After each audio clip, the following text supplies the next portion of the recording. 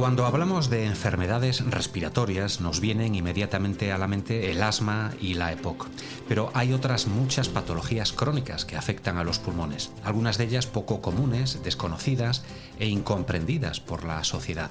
Y esto conlleva problemas como la dificultad para lograr un diagnóstico temprano, para avanzar en la investigación o para conseguir tratamientos innovadores y eficaces. Es el caso de la fibrosis pulmonar idiopática. ¿Te suena? Pues a esta enfermedad vamos a dedicar este episodio de Date un respiro para conocerla mejor y saber qué supone vivir con ella. La fibrosis pulmonar idiopática es una de las enfermedades raras o poco frecuentes. Se trata de una patología crónica y progresiva que se caracteriza por una cicatrización del tejido pulmonar. Esto provoca, entre otros síntomas, sensación de ahogo y tos crónica, habitualmente seca. No se conoce su causa concreta, de ahí ese apellido de idiopática. Aun siendo una enfermedad rara o poco frecuente, la fibrosis pulmonar idiopática afecta a unos 5 millones de personas en todo el mundo, 8.000 de ellas, más o menos, aquí en España. Su prevalencia es de 20 hombres y de 13 mujeres por cada 100.000 habitantes. ¿Quieres saber más sobre esta enfermedad? Pues estás en el sitio correcto. Ya sabes que en Date un Respiro contamos siempre con dos tipos de expertos clave. Los científicos, por una parte, y los pacientes, por otra. Dos puntos de vista para la tertulia a la que te invito.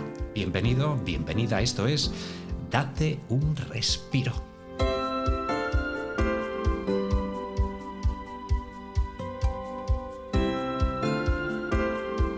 Aquí comienza Date un Respiro, el podcast de salud respiratoria de FENAER.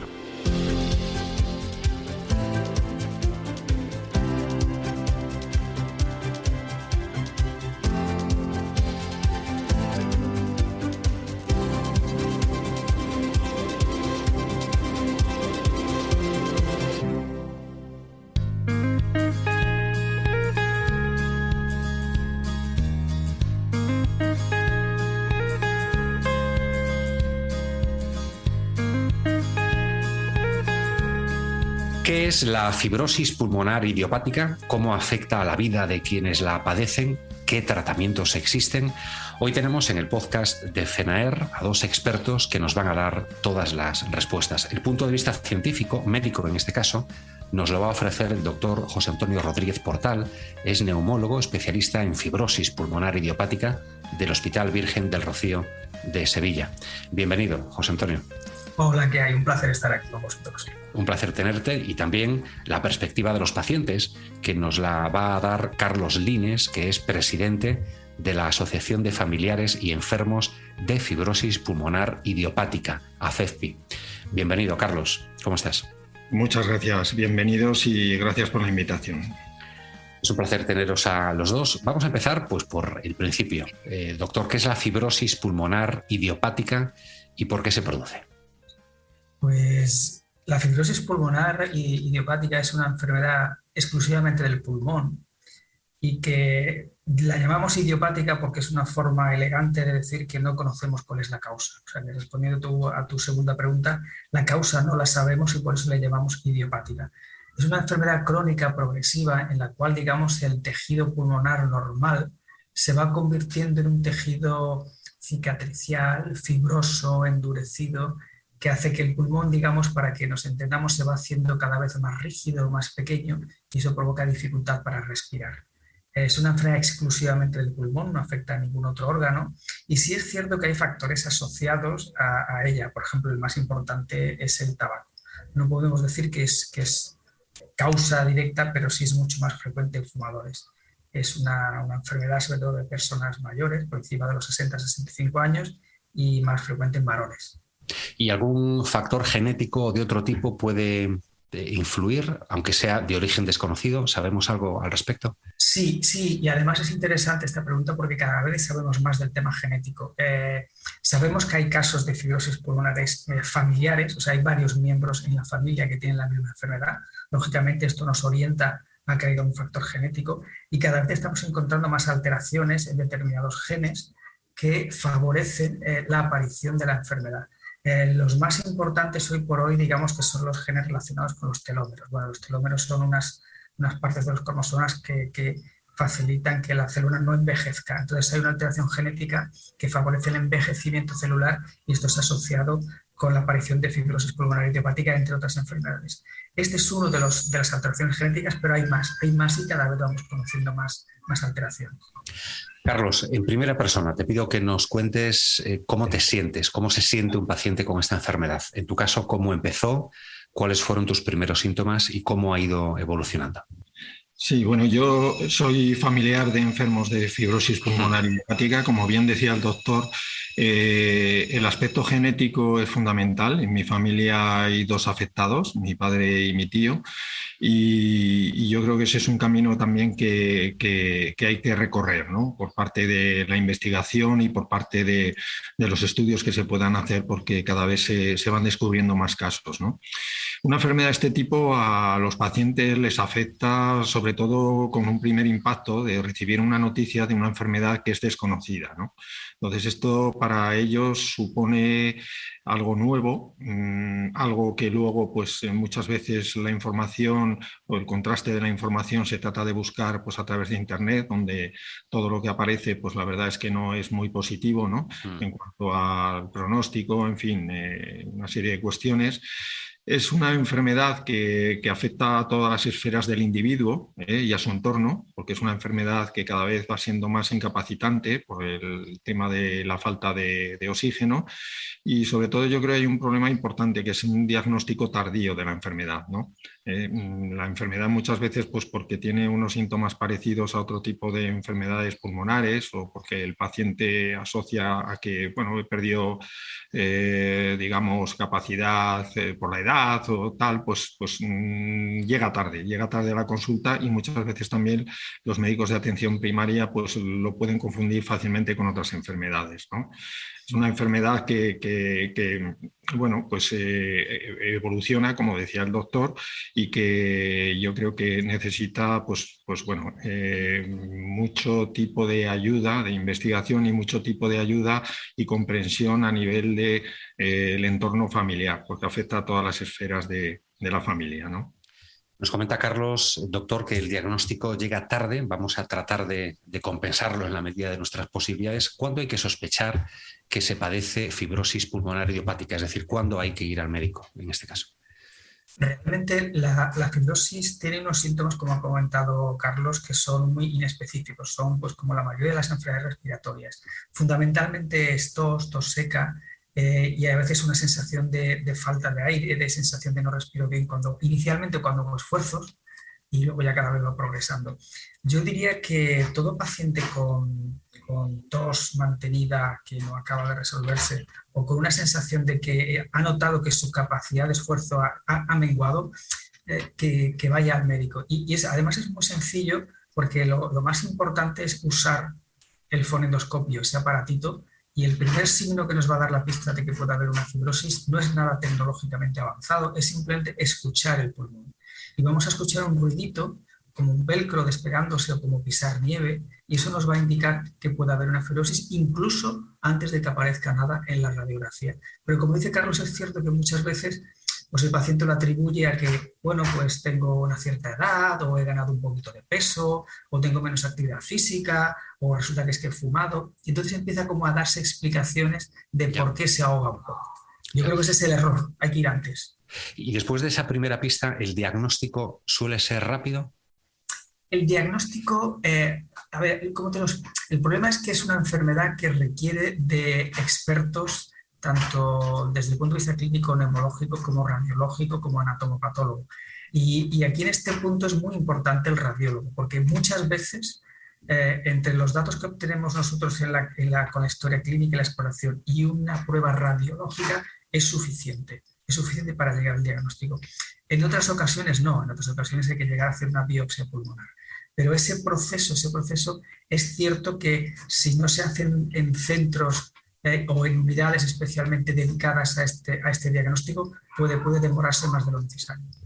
¿Cómo fue en el caso de esos 2 familiares tuyos, Carlos, en cuanto a la rapidez o lentitud del diagnóstico? Bueno, la verdad es que me ocurrió lo que comentaba el doctor. En primera instancia, pues el diagnóstico no llegó a tiempo porque se confundía con otro tipo de enfermedades. Luego también en aquella época, hablo de hace 14 o 15 años, no era tan fácil, no había medicamentos. Hoy en día, gracias a Dios, existen unos antifibróticos que, si bien no curan la enfermedad, pero sí retrasan de alguna manera el proceso evolutivo, ¿no? de lo que es la enfermedad, ¿no? Yo creo que lo importante, como decía el doctor, es identificar estos rasgos característicos, ¿no? de sospecha, la disnea prolongada, que los médicos de atención primaria puedan diferenciar con una auscultación lo que son los crepitantes secos. Si un paciente llega también con tos seca, si hay una baja saturación de oxígeno, las alteraciones que decía el doctor, radiológicas, ¿no? y funcionales, ¿no? que esto en atención primaria, pues bueno, puede marcar un poco la diferencia, ¿no? Si luego se deriva de manera ágil a las unidades especializadas que comentaba el doctor, y además estamos peleando por ello porque existan los CESURES, ¿no? los centros especializados para este tipo de enfermedades, ¿no? intersticiales, pues yo creo que tendríamos un paso muy grande adelante, ¿no? tanto para los pacientes como para poder llevar de una manera más concreta este tipo de patología que muchas veces es desconocida en general. ¿no? Y luego, por supuesto, pues el tema de la investigación. De eso hablaremos, de la investigación, un poquito más adelante, pero me gustaría saber si José Antonio también está de acuerdo con esa observación que hace Carlos en la necesidad, por ejemplo, de que los sanitarios de atención primaria tengan más información, más formación también al respecto. Sí, sin duda, sin duda. Yo creo que estos son uno de los problemas que tenemos con las enfermedades raras. Yo siempre digo que, y se lo comento a los residentes cuando estamos estudiando cualquier tema, que uno es capaz de reconocer enfermedades, pero primero tiene que conocerlas. Si no las conoce, no las va a reconocer. Entonces, las enfermedades raras muchas veces pasan desapercibidas porque no se conocen. O sea, el primer punto es, por ejemplo, esto que estáis haciendo, que me parece estupendo, y es difundir, divulgar, incluso para los propios pacientes, porque el paciente debe conocer que existe esta enfermedad. Entonces, si el paciente conoce esta enfermedad, y el médico de primera conoce la enfermedad, va a ser mucho más fácil reconocerla e iniciar todo el proceso con mayor rapidez. Estás escuchando Date un Respiro, el podcast de salud respiratoria de FENAER. Pues vamos con otra pregunta, doctor, que a mí me parece esencial en este momento. La verdad que desconozco la respuesta y por eso la quiero plantear. ¿Tiene cura o al menos existen tratamientos para frenar su desarrollo o aliviar sus síntomas? Hoy por hoy no tiene cura, pero como ha comentado Carlos, es cierto que el panorama ha cambiado radicalmente de lo que teníamos hace 10-12 años con respecto a lo que tenemos ahora. Hace 10-12 años no teníamos ningún tratamiento eficaz, era una enfermedad absolutamente progresiva y sin posibilidad de hacer nada. Hoy tenemos ya en España 2 antifibróticos con comprobada eficacia, que lo que hacen es frenar la progresión de la enfermedad. Y es un freno que, para que me entiendan, lo que hace es que el pulmón, en vez de perder una cantidad de función, pierde solamente la mitad al año. O sea que hemos conseguido bastante. A efectos prácticos podemos decir que duplicamos la supervivencia. Pero eso no es lo importante, sino que además ha aumentado muchísimo la investigación en cuanto a nuevas moléculas. Hay en marcha ensayos clínicos en varios fármacos muy prometedores. Y yo en este terreno, yo soy optimista. Es cierto que hoy no la podemos curar, pero nuestro objetivo a medio plazo va a ser estabilizarla.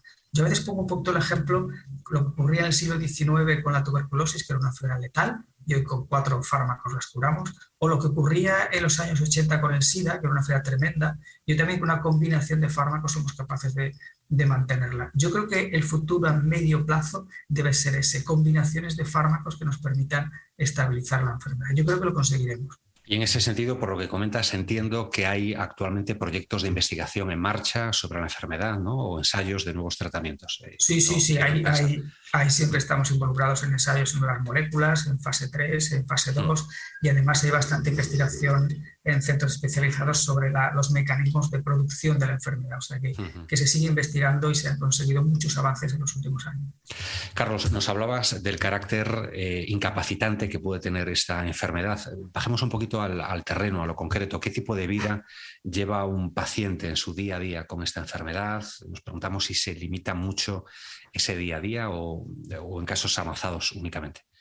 Sí, yo diría que en casos normalmente avanzados, ¿no? Cuando dependes más de la oxigenoterapia, pero bueno, hay digamos, una adaptación que también se puede llevar a cabo, ¿no? Es importante tener en cuenta, por ejemplo, que la oxigenoterapia es necesaria porque muchos pacientes a veces la abandonan o no la consideran todo lo que debieran, ¿no? Es importante también dar relevancia a la fisioterapia con todo lo que supone, ¿no? Para que, bueno, de alguna manera sentirse mejor y luego, pues, por supuesto, pues llevar una vida sana, hacer un ejercicio moderado en estos casos, ¿no? La dieta, importante también, ¿no? Y más o menos con estos, digamos, con estas medidas se puede conseguir por lo menos una situación de sensación de mejora, ¿no? Con respecto a lo que serían los síntomas.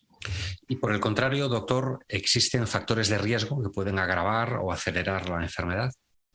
Sí, el principal, siempre hacemos hincapié en que el tema, y no nos cansaremos, siempre que hables con cualquier neumólogo lo vamos a decir, porque es que lo palpamos día a día, el tema del tabaco. Es fundamental hacer campañas antitabaco, es fundamental que se abandone el hábito del tabaco. Es verdad, es cierto que dentro de las enfermedades pulmonares, los pacientes con fibrosis pulmonar idiopática son los que más fácilmente dejan de fumar. Es una cosa que es curiosa, pero esa agresión, cualquier agresión al pulmón hay que evitarla y una de ellas es el tabaco. Es fundamental hacer campañas de vacunación antigripal, vacunación antinemococo. La vacunación COVID es fundamental para este tipo de pacientes. Evitar cualquier tipo de polución externa, contaminantes ambientales. Eso a veces en ciudades como Madrid o Barcelona es complicado, pero también evitar ese tipo de cosas. Tratamiento del reflujo gastroesofágico a veces nos complica. Digamos que como idea general, evitar cualquier tipo de agresión extra al pulmón. Eso es algo que habitualmente se hace, Carlos, entre los miembros de AFEFPI, es decir, hay que recordar que, como nos comenta el doctor, hay ciertos hábitos que hay que evitar, pero a veces podemos encontrarnos con personas que a pesar de todo se resisten a adoptar esos hábitos porque se rinden, digamos, ¿no? O no es que tengan una adicción muy fuerte, pero se rinden y dan por perdida la recuperación. ¿Ha habido algún caso en este sentido, Carlos? Sí, siempre hay casos en este sentido. Lo que pasa es que, bueno, se hace mucho hincapié por parte de los doctores. Para eso es muy importante, digamos, la visita al médico. Muchas veces decimos que es conveniente que vayan acompañados de un familiar, porque a veces las personas, pues, o bien son mayores y no se quedan en ese momento con todo lo que les están diciendo, o bien la propia ofuscación, ¿no? el nerviosismo de esa consulta, que parece que quieres consultar todo, pero muchas veces se quedan cosas en el tintero, ¿no? Es muy importante todas esas recomendaciones que ha dado el doctor, porque son fundamentales. Y luego, por supuesto, no abandonar nunca la medicación, ¿no? Aunque en algunos casos, pues bueno, pues el paciente crea que no le está mejorando, pero siempre por detrás está siendo un apoyo para que le pueda hacer llegar, en algunos casos, a una situación, pues por ejemplo, de abordar un trasplante o de que su calidad de vida mejore. Decíamos al principio de esta conversación, en la introducción, que solo entre comillas, ¿no? Relativamente hay 8.000 personas en España, ¿no? Más o menos, según los últimos datos, con fibrosis pulmonar idiopática. Es realmente una enfermedad rara y entiendo que por ello hay que seguir luchando para que deje de serlo, ¿no? Porque son 8.000 personas, 8.000 vidas. Pueden parecer pocas con respecto a los 40 millones de habitantes que somos, ¿no? Sí, probablemente esté algo infraestimado, pero es verdad que no es una enfermedad, afortunadamente, con una gran prevalencia. Calculamos que hay aproximadamente, tirando, digamos, por arriba unos 20 casos por 100.000 años.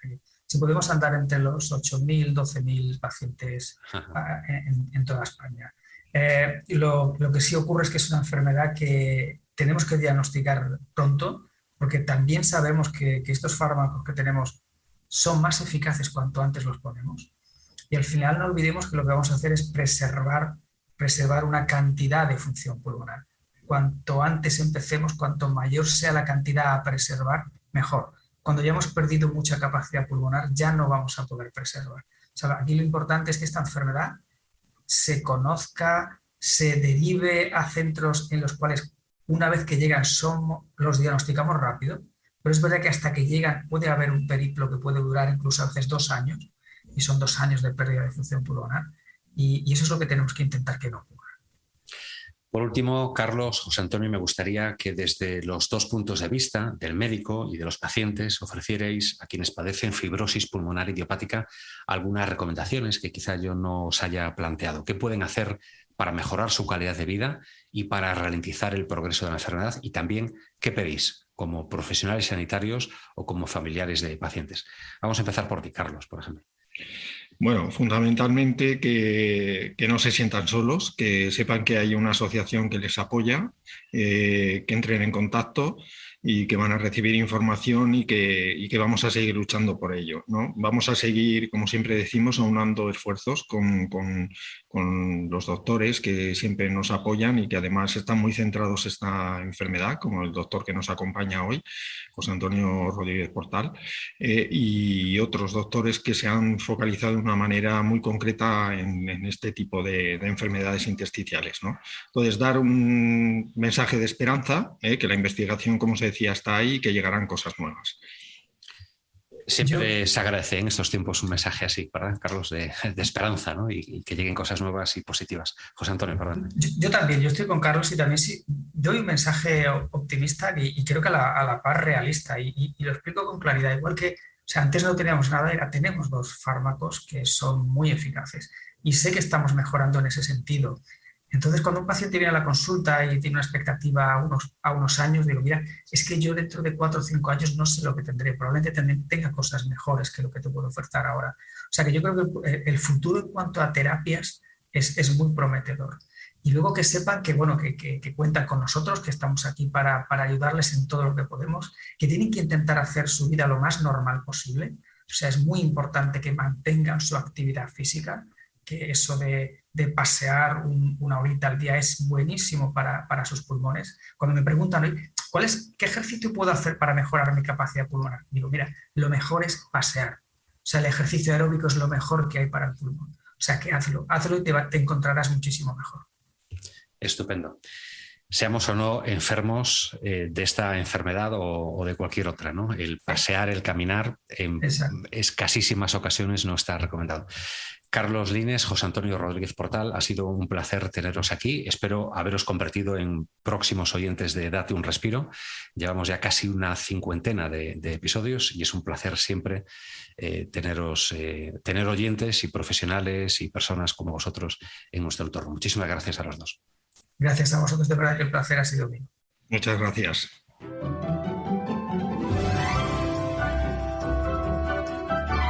Estás escuchando Date un Respiro.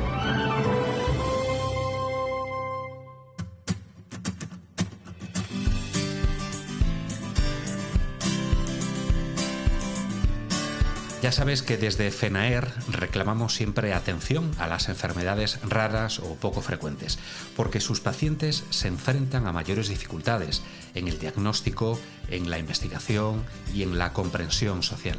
Y el primer paso para que se logren avances en el manejo de estas patologías es darlas a conocer, ofrecer información contrastada y concienciar sobre ellas.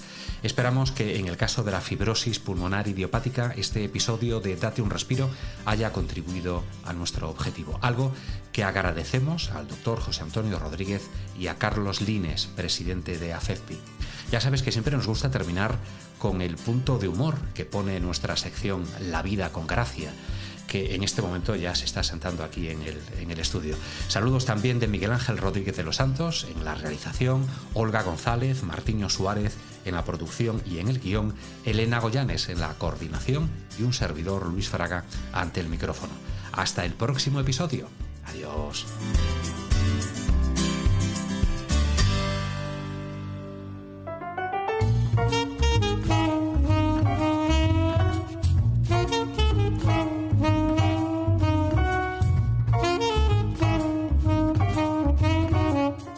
Fibrosis pulmonar idiopática. Fibrosis pulmonar idiopática. Es que, desde luego, vaya con el nombrecito que les ponen a las enfermedades, ¿eh? Desde luego, el funcionario encargado de bautizarlas se quedará descansado cada vez que descubren una nueva. Anda, que el día que se quedó a gusto fue cuando le puso nombre al maldito nuevo coronavirus. SARS-CoV-2, tócate los pies. Enfermedad por SARS-CoV-2, ahí en nada. Que eso más que un nombre es una venganza, no me digas. Y claro, luego pasa lo que pasa, que acabamos llamándole COVID. Así, como si fuera una mascota. COVID, COVID, ven COVID, sí, COVID. Y parece una cosa cariñosa, inofensiva. ¡Ja! Inofensiva, sí. No veas la que ha liado. Al menos a la fibrosis pulmonar idiopática esta se le puede llamar también FPI, así para abreviar. Pero de todas formas, no me extraña que estas que llaman enfermedades raras no las conozca casi nadie. Claro, es que son raras ya empezando por el nombre. Y como las tiene poca gente, pues para el resto del mundo es como si no existieran. Y te puedes encontrar situaciones incómodas, por no decir otra cosa, la verdad. Como le pasó a uno de la asociación, oye, que tiene FPI y un día llamó a la administración, no recuerdo si para pedir una ayuda o una baja o una incapacidad, para tramitar algo, vaya. Y claro, diálogo de besugos al canto. Oficina de tal, le atiende Verónica, ¿en qué puedo ayudarle? Verá, señorita, yo tengo una FPI, anda, y yo un grado universitario y aquí estoy cogiendo el teléfono en una centralita. FPI, como si es un MBA, a mí que me cuenta. Idiopática. Oiga, sin faltar, que yo no le he faltado. Quiero decir que lo mío es una enfermedad. Hombre, llamarlo enfermedad igual es exagerado, pero un poquito de mala educación sí tiene usted, la verdad. Fibrosis pulmonar idiopática, señorita. Qué rarito es usted, en serio. Si esto es una broma, ya le digo yo que no tengo el día. No, señorita, yo no soy rarito. La que es rara es mi enfermedad. Es poco frecuente. Bueno, no se crea, se sorprendería de las cosas que tengo que escuchar yo en este teléfono todos los días. Total, que al hombre le costó casi media hora de conversación, o lo que fuera aquello, hacerle entender a Verónica lo que quería. Y todo por la falta de información sobre enfermedades de este tipo, que parece que solo les importa a los que las sufren. Bueno, y por la manía esa de poner nombres raros y provocadores, también te digo, porque idiopática es que no me digas que no suena a insulto. Como insulto es ideal, ¿que no? Idiopática, dícese de la persona con tal grado de idiotez que resulta antipática. O sea, lo que viene siendo mi vecina, la del quinto. Pues no. Idiopático significa de causa desconocida, que no se sabe de dónde viene. O sea, lo que viene siendo mi hijo, que nunca sabes muy bien de dónde sale ni por qué. En fin, que hay que concienciar más sobre las enfermedades como la fibrosis pulmonar idiopática, para que la gente sepa que aunque no sean muy comunes, hay personas que las sufren y tienen todo el derecho a que se les comprenda, a que se les atienda bien y a que se investigue para mejorarles la vida. ¿No te parece? Pues claro que sí. ¡Hala! ¡Hasta la próxima!